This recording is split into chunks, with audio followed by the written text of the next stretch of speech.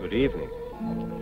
Tonight, I'm going to tell you another strange and unusual story of the unexplainable, which lies behind the veil. Under powerful emotional stress, the mind and body are capable of strange, almost unbelievable feats. Tonight's story is one such case, taken from a true and documented incident. Edmore Valier was not a man who loved lightly. When he gave his heart, it was with a deep and abiding passion meant to last for all time.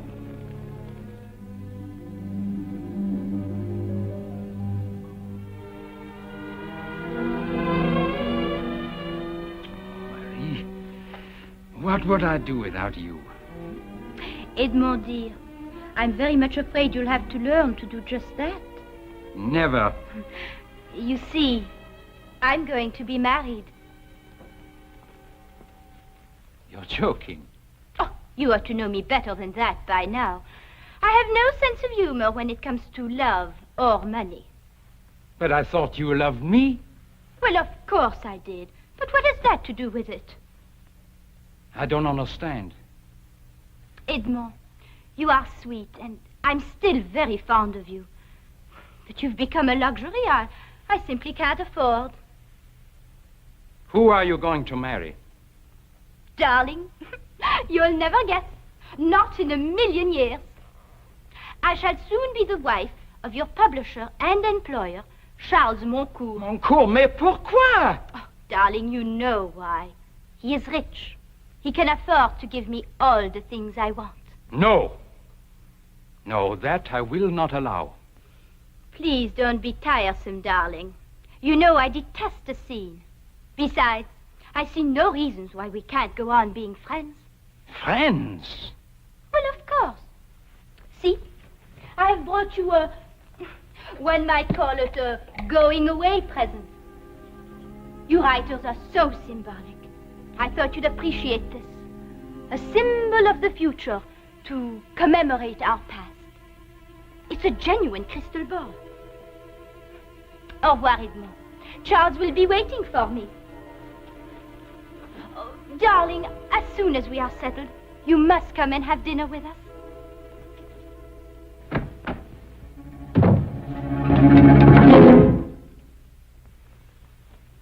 One should not destroy a thing of beauty because one despises the giver. You know, my friend, we shall find a place for you.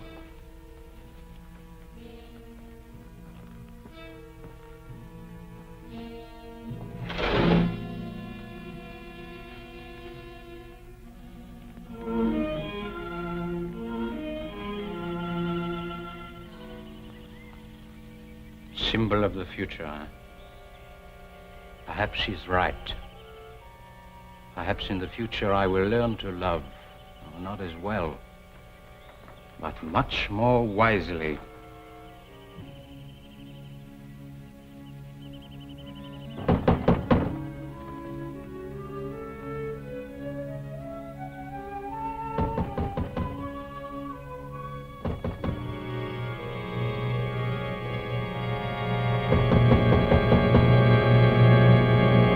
Edmore!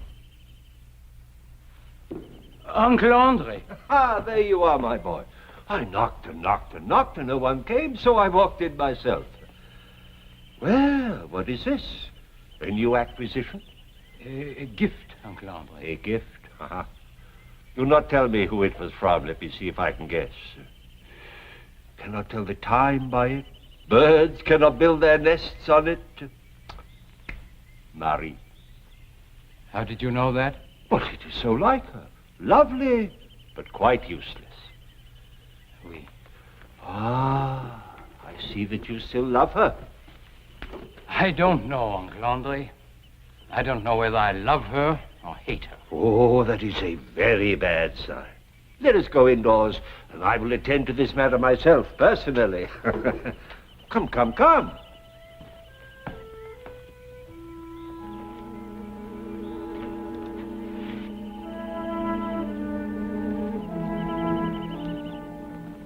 Hello. Let me have Marie's letters. How do you know I have any? Oh, mon cher. As a Valier and my nephew, you could not possibly fall in love with a woman who did not write long, passionate love letters. And as a writer of sentimental nonsense, undoubtedly you kept them.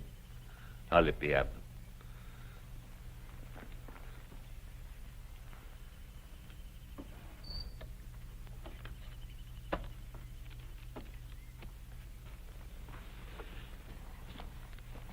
What are you going to do with them, Uncle?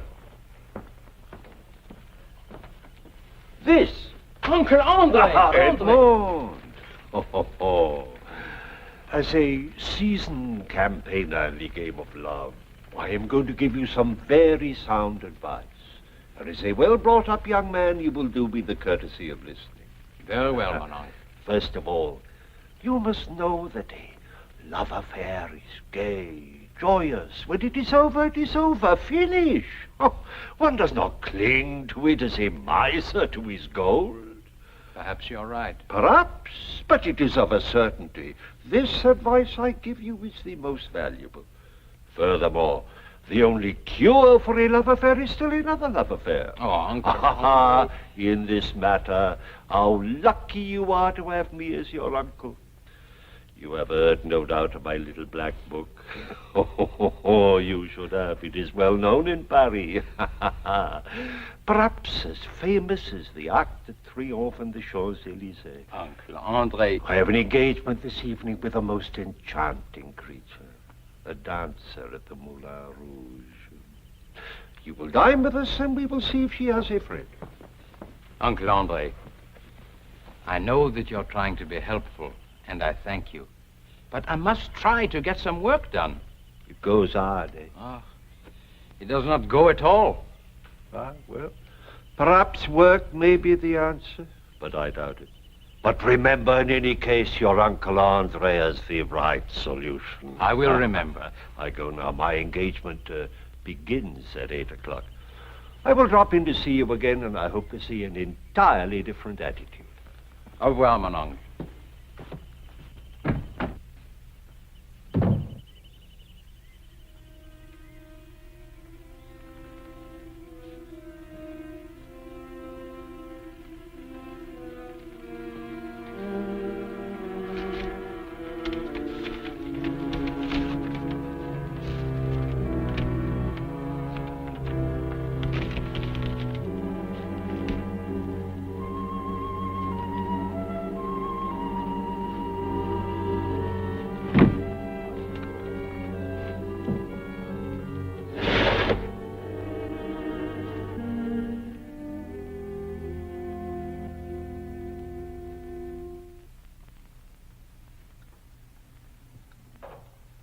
My dear Edmond, my presses cannot remain idle while I wait for my writers to write, you know.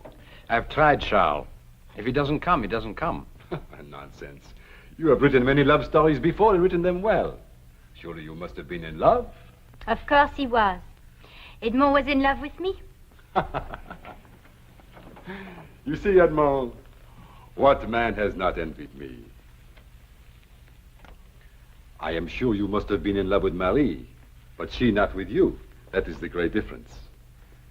Every man would like to believe that he has won for himself the one woman that every other man would be proud to call his wife. See, there is a subject for another great love story. It is so simple. I'll try, Charles. Good. Tomorrow morning I leave for London and then Amsterdam. There shall be English and Dutch editions of your last 2 books. And while I am gone, you will visit Marie. But, Don't you wish to visit me, Edmond? Oh, I do. But there's my new book. You have always been entertaining for our Marie.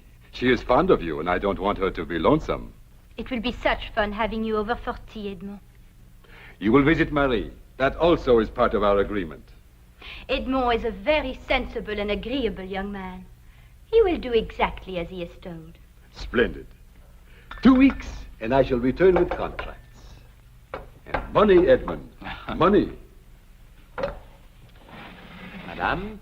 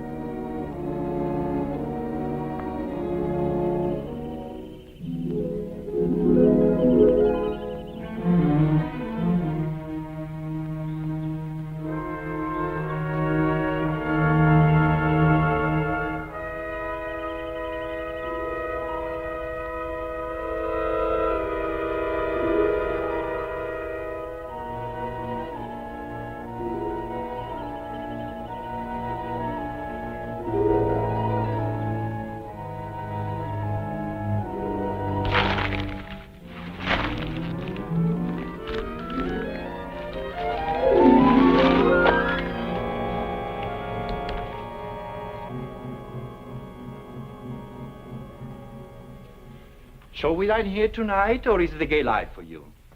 The gay life, always. But tomorrow, Philippe. Why not tonight? You tire of me if I make my visits too long. Besides, you know I have to be at home. I'll never tire of you, Marie. What's wrong? I have a strange feeling, as if someone were staring at me. I'm staring at you. You're very beautiful, Marie. I'm serious, Philippe. So am I. There is nothing to fear, my darling, except the swiftness of time until he returns. May that day never come.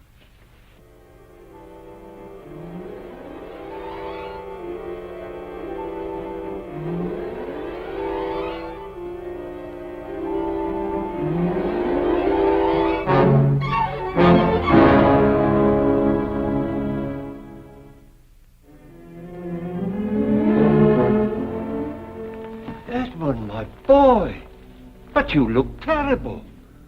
I presume this means you have been working? I've been trying to work, if that means anything. And what have you accomplished? Frankly, very little. Ah, I see you have not forgotten her. I think about her, Uncle. In fact, I've been ordered to think about her. Moncourt's gone out of town on business. He asks me, mind you, if I wouldn't mind dropping in on her occasionally so she would not be lonesome. That fool! He knows I was once in love with Marie. Ah, then he is not a fool. On the contrary, he is very intelligent. Well, if I can find the time, I'll drop by. I disapprove. But I'm afraid you will find the time. Edmond, my boy, you must forget this woman. Let me get rid of this silly thing. No! I'm sorry, Uncle Andre. I didn't mean to shout at you. It is nothing, my boy. Here. Sit down. Edmond, this is not good. Never have I seen you in such a state. Oh, overwork, unrequited love. These reasons are not good enough to explain it. Now, what is the real reason? I cannot tell you. How cannot tell me? Since when have there been things we cannot tell each other? You and I. Out with it, boy. Uncle Andre. Uncle Andre, I fear I'm going out of my mind. Oh, Valier may gamble too much, drink too much, chase too many women, if that is possible.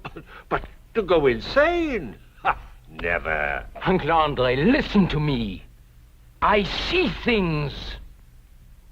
What sort of things? Where? In that crystal ball. I can see Marie, wherever she is.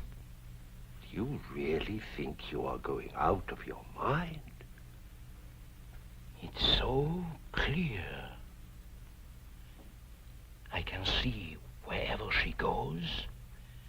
I even see whom she is with. Whom she is with? Not her husband? No, he's not back yet. Oh, Edmond, I am disappointed. You are jealous.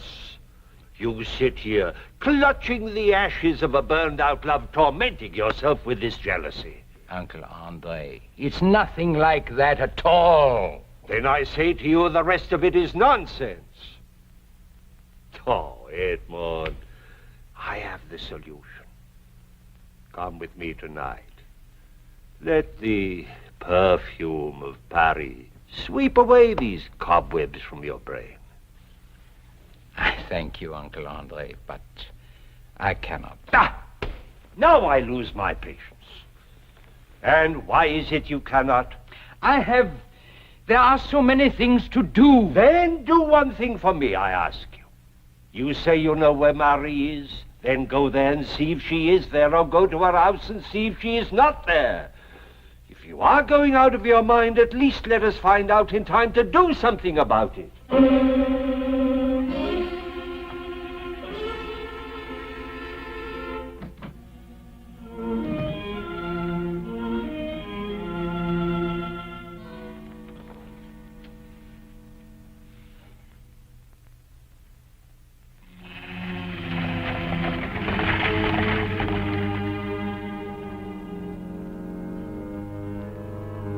Thank you very much.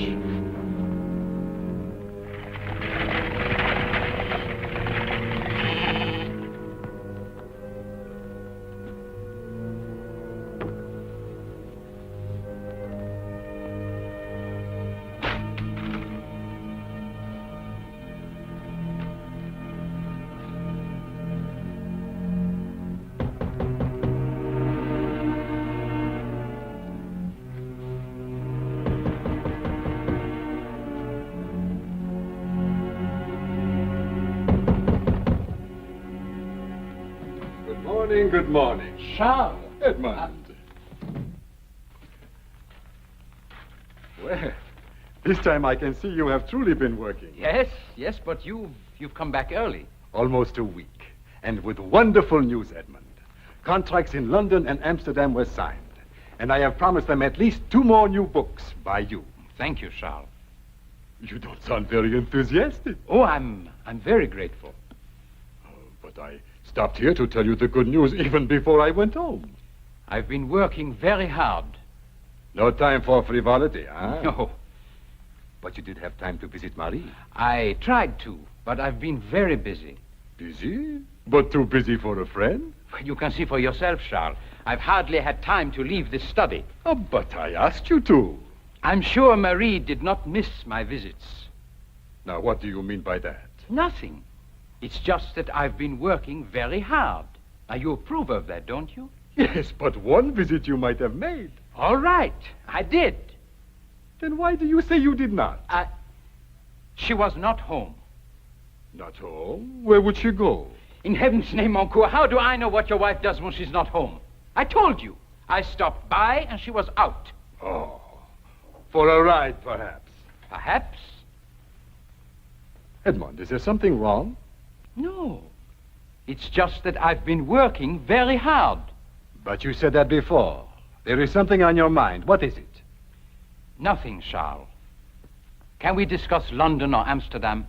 Is there something I ought to know? I am an old friend, Edmond. I deserve an answer. You know all there is, Charles. No. There is something about Marie that you won't tell me. She hasn't left you, if that's what you mean. She's been home every day. First you say you did not visit her. Then you say you did. Now you say you know she is home every day. How do you know? Leave me alone, Charles. Stop asking me questions I cannot answer. It becomes clearer. There was time for frivolity. And what you cannot bring yourself to say is that Marie has found another man. And that man is you. No. It's not me. I give you fair warning, Valier. I shall ask Marie. And if what I suspect is true, I will kill you.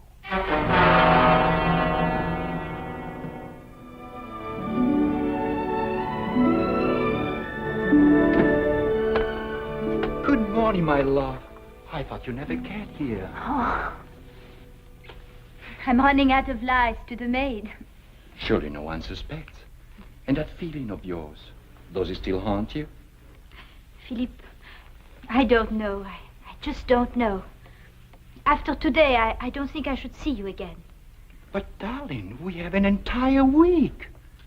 Even this morning, on my way from the station, as if eyes were following me. Yes, of course. You are very beautiful, Marie. Why should not all the eyes of Paris be staring at you? Darling.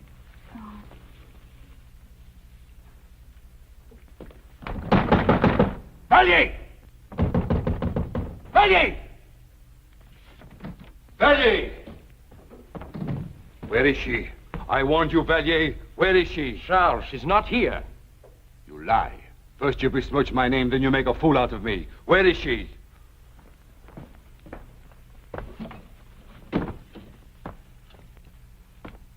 Charles, I have not talked to Marie since the day you left. You and I were friends, long before either of us ever met Marie. Will you not take my word that I am not involved with her? No, I will not. You know more than you will admit. If you were my friend, you would tell me what you know. Where does she go? Very well, Charles. I would spare you if I could, but every day, Marie goes to Paris and meets a man. Who is this man? I do not know his name. I know where he lives. He's an artist, a painter of beautiful women. How do you know all this? I have watched them every day since you left. You are a vicious liar. I was a fool to think that I could trust you. I met your Uncle Andre in Paris, and he told me that you have not left this house in days. That is true. Nevertheless, I have seen them. You are not even a good liar, Valier. Do you think I would believe anything you say? This has gone far enough. Charles, you want proof? Yes. Very well. I'll give you proof. There. There what? Your proof. What am I supposed to see? Marie and that painter. Are you blind? She has on a gray dress with the lace at her throat and on the cuffs. Don't you see her? Edmond, there is nothing but a crystal ball. Or is this another one of your tricks? Charles, what's happening to me? I don't know. Either you are a very good actor or... I don't know. Very well. We'll find out which. Where are you going? To Paris. Either Marie is with this man right now, or you'd better have me committed to an asylum.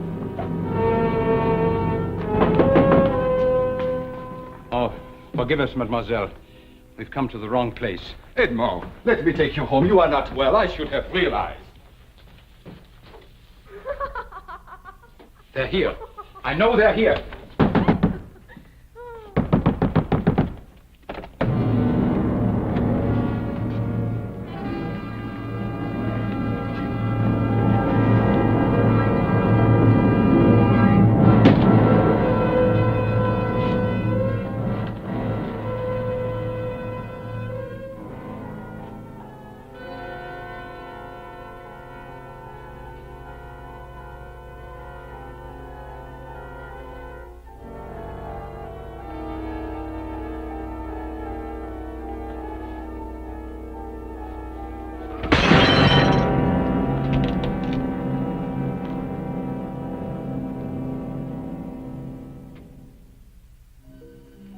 One final chapter remained after the door closed behind Charles Moncourt. Based on Edmore Valier's testimony of what he had seen in the crystal ball, Moncourt was granted a divorce, the only time that evidence of this kind has ever been accepted in a court of law. But although his testimony was accepted, there has never been an explanation as to how happenings of this kind occur. please join me again for another journey into the world of the unexplainable which lies behind the veil. Good night.